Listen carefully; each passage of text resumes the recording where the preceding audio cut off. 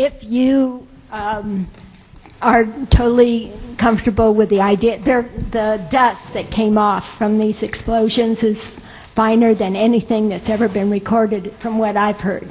And I was wondering, in addition to these pre-positioned, the controlled demolition that brought down the towers, have you analyzed the cells of this dust to see if, well, I've heard of HAARP technology, if there was any other type of technology in addition to that that was involved? Okay, okay. First of all, the pulverization of the dust has been looked at by in Gordon Ross's paper. He talks about that a bit. See, as you can see, I'm looking for specific elements in metals.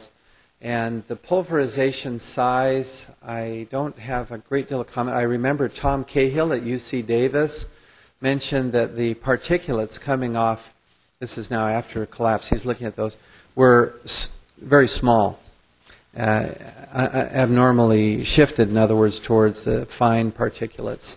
So there has been some observation of that. But that's a little different because that's after the collapse. You're talking about, as someone else asked me earlier, Dr. Wood says maybe there's a beam of laser or microwave from space or something that came down and she says instead of thermites. Well, I'm saying, look, there's a lot of evidence for thermite. And on the other hand, some exotic laser or maser beam, I'm one that's open to suggestion, but boy, there better be some pretty good evidence, And I haven't, it looks to me like the thermite explanation fits the data quite well, and so that's where I stand on that.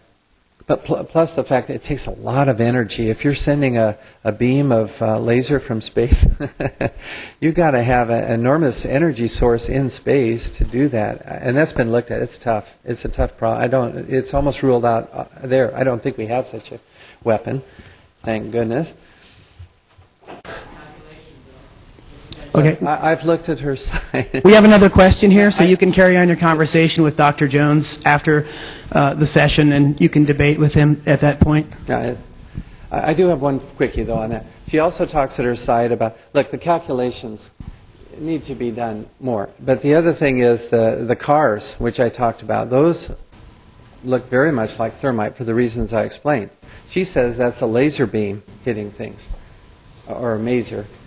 But no, that would not account for the pockmarks in the plastic and the corrosion in the steel like thermite does. So really I think that already the thermite explanation is much better. Plus, she needs an energy source for her high energy weapon and some place where it exists. I'm sorry, we need more data to support that. And the same thing with no planes hitting the towers, which Judy Wood supports. I do not support that because there's great evidence, including the swaying of the second tower, the south tower, as it was hit, and the debris. You see, I mean, there's all these evidences. I'm sorry, I find myself in disagreement with Judy Wood on those points.